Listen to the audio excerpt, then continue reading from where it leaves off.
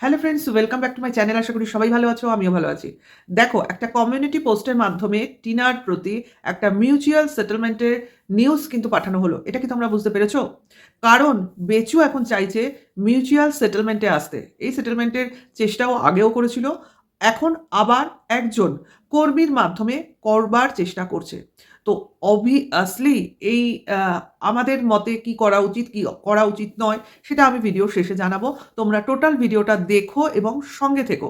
তো একটা community post আমাদের চোখে পড়লো ম্যাডামের। তো সেখানে কি বলেছে, এই অবভিয়াসলি বেচুর ছেলেকে নিয়ে কিছু কথা সেখানে বলা হয়েছে। অর্থাৎ এখন ম্যাক্সিমাম ভিউয়ার্সরা কি চাইছে, যেহেতু বেচু কোনো একজন সাহার পেছনে পড়েছে বা সাহা বেচুর পেছনে পড়েছে, যাই হোক না কেন, কেউ একজন কিছু করেছে এবং আমরা এই সাহাকে মামাম হিসেবে বেচুর বাড়িতে বেশ কয়েকবার দেখতে পেয়েছি এবং তাতে বেচুর পক্ষের দিদিরা খুব উৎসাহিত হয়ে এই মামামকে কনগ্রাটস করেছিল, কিন্তু এখন তাকে কোনোভাবে পছন্দ করছে না, কারণ তার রিয়েলিটি এখন দর্শকদের সামনে প্রকাশ পেয়ে গেছে। এই রিয়েলিটিটা যদি প্রকাশ না পেত, তাহলে কিন্তু এই দিদিরা মোটেও তোমার বেচুর বিরুদ্ধে এইভাবে খেপে যেত না। কারণ তাদের শুধুমাত্র একটাই ফোকাস, যে ভিউয়ার্সরা যাতে সত্যটা না জানতে পারে। অর্থাৎ তারা ততক্ষণ এই এচুকে অ্যাকসেপ্ট করে নিয়েছিল যতক্ষণ ভিউয়ার্সরা জানতো যে এচুকে দেখতে খুব সুন্দর, তার মানে একটা ব্যাকগ্রাউন্ড আছে রিনাউন্ড, এবং সে বেচুর জন্য একদম ঠিকঠাক। ততক্ষণ অবধি ভিউয়ার্সরাও চুপচাপ ছিল এবং এই দিদিদের কোনো রকম আপত্তি ছিল না।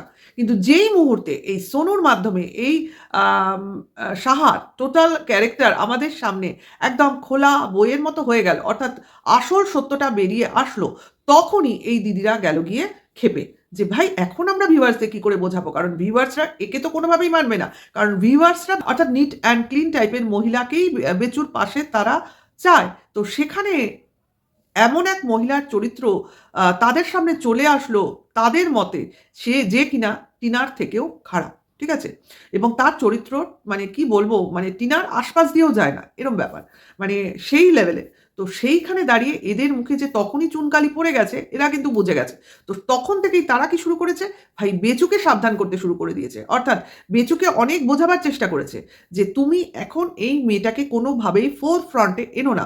যদিও তোমার এর প্রতি কোনো দুর্বলতা থাকে তো তুমি চেপে যাও। আপাতত তোমার ছেলের সত্যটা নিয়ে তুমি কনসার্ন হও। তোমার এখন যতক্ষণ না তুমি ডিভোর্স পাচ্ছ, এই ব্যাপারটাকে ধামাচাপা দাও। কিন্তু বেচু তো বোঝার লোক নয়। অ্যাকচুয়ালি বেচু বোঝার লোক কি লোক নয় সেটা বড় কথা নয়। বেচুর সঙ্গে যে রয়েছে সে বোঝার লোক নয়। অর্থাৎ সে বেচু যত না বলছে তার থেকে বেশি বেচুর সঙ্গে তার রিলেশনটা ফোকাসে আনছে ওই সাহা। বুঝতে পারছো? তার মানে দিদিরা স্বাভাবিকভাবেই এই সাহার বিরুদ্ধে খেপে যাবে। কিন্তু সাহার বিরুদ্ধে খেপে গেলে তো হবে না। কারণ সাহাকে প্রোটেক্ট করার জন্য বেশ কয়েকজন লোক আছে যারা কিনা সাহাকে প্রোটেক্ট করতে বাধ্য, ঠিক আছে? এর বেশি বলার প্রয়োজন নেই, ক্রমশ প্রকাশ্য। তো যেটা বলছিলাম সেটা চলে আসি সেই কমিউনিটি পোস্টে। তো কমিউনিটি পোস্টে যেটা আমরা জানতে পারলাম যে বেচু তার ছেলেকে রাখতে চায় যেন তেন প্রকারে, কিন্তু বেচুর পক্ষের দর্শকরা এখন এই মুহূর্তে সাহার ক্যারেক্টার জানতে পেরে তাদের মত হচ্ছে যে এই সাহা কোনোভাবেই বেচুর ছেলেকে সঠিক যত্ন দিয়ে, সঠিক শিক্ষা দিয়ে, সঠিক পারভারিশ দিয়ে রাখতে পারবে না। অর্থাৎ ছেলে তার মার কাছে ফেরত যাক, এটা তাদের বক্তব্য। তো সেই ক্ষেত্রে ওই ম্যাডাম বলছে যে আপনাদের এতদিনের চাহিদা যা ছিল সেটা তো আমি মিটিয়েছি, এখন আপনারা যে চাহিদাটা রাখছেন সেটা আমি কি করে মেটাবো। অর্থাৎ একজন হোগলা আছে যে কিনা টিনার সঙ্গে মিলিত হয়ে বাচ্চাটার উপর অত্যাচার করবে, এটা উনি জানেন আর কি, উনি আগে থেকেই জেনে গেছেন, ঠিক আছে? যেরকমভাবে বেচুর ভিউয়ার্সরা জেনেছে যে সাহা বাচ্চাটার উপর অত্যাচার করবে, সেরকমভাবে উনিও জেনে গেছেন। তো সেই ভয় পাওয়ার কারণেই নাকি উনি এবং বেচু দুজনে মিলেই হয়তো ঠিক করেছে যে বাচ্চাটা কোনোভাবেই মার কাছে যাবে না এবং বাচ্চাটা জানবে যে তার মা মৃত, ঠিক আছে? এটা অবশ্য করেই তোমার ইয়েতে নেই, কমিউনিটিতে নেই, মা মৃত এই কথাটা লেখা নেই। কিন্তু মানে অ্যাজ ইফ, নাহলে বাচ্চাটাকে কি করে বোঝাবে? মা বেঁচে আছে, বাচ্চাটাকে যদি বলে যে মা আছে, ওর মা ওখানে আছে, ওর মা সেখানে আছে, তাহলে কি বাচ্চাটা মার কাছে যেতে চাইবে না বলে তোমাদের মনে হয়? অবভিয়াসলি বাচ্চাটাকে বোঝানো হয়েছে তার মা ইহজগতেই নেই। সেই কারণেই বাচ্চাটা ক্রমশ মনের মধ্যে গুমড়ে শেষ হয়ে যাচ্ছে।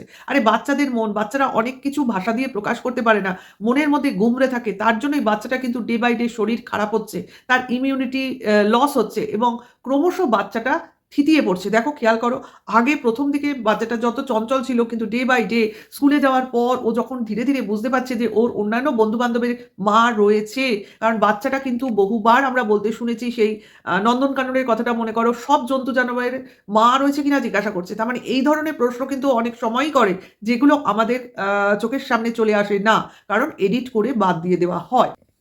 তো সেই রকমই কমিউনিটি পোস্টের মাধ্যমে আমরা এই সংবাদ পেলাম যে যদি সেই হোগলা নাকি লাইভ করে দর্শকদের উদ্দেশ্যে ভাষণ দিয়ে বলে যে সে আ মানে বাচ্চাটার কোনো ক্ষতি করবে না, তবে তারা এই ব্যাপারটাকে নিয়ে ভাবতে পারে। ভাবো কতটা পলিটিক্যালি এখানে খেলতে চাইছে ওই ম্যাডাম।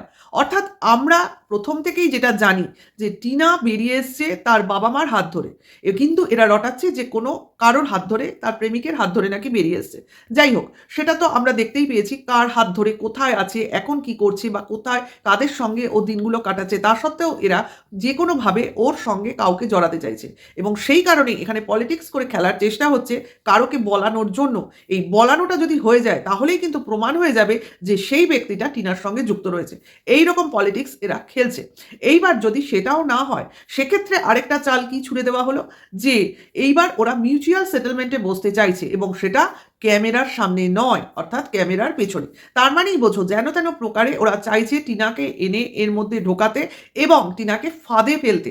অর্থাৎ যেন তেন প্রকারে বিভিন্ন রকম এরা শর্ত রেডি করে রেখেছে যে যেভাবে মিউচুয়াল সেটেলমেন্ট হবে তার মধ্যে বিভিন্ন শর্ত আরোপ করা হবে এবং অবভিয়াসলি এর মধ্যে উকিল থাকবে, এমন নয় যে উকিল ছাড়া এগুলো হবে, কিন্তু এর পেছনেই রয়েছে অনেক চাল।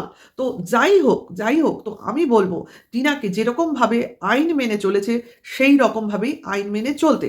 এইবার দেখো টিনার ব্যক্তিগত মতামত আছে, তার লিগাল টিমের একটা মতামত আছে, কাজেই সবার মতামত একত্রিত হয়েই টিনা কাজ করবে। এমন নয় যে আমাদের মতো কন্ট্রোভার্সি ক্রিয়েটরদের মতামত এখানে প্রাধান্য পাবে। কিন্তু আমরা এতগুলো দিন এদের সঙ্গে একটা কন্ট্রোভার্সিয়াল লড়াইয়ে যুক্ত থেকে যেটা বুঝেছি যে এরা কিন্তু কোনো রকম, অর্থাৎ বেচুর দিকে লোকজন কিন্তু কোনোভাবেই কোনো মানে ভালো পজিশনে নেই। তার জন্যই কিন্তু বিভিন্ন রকম চাল সেই ডে 1 থেকে চেলে যাচ্ছে।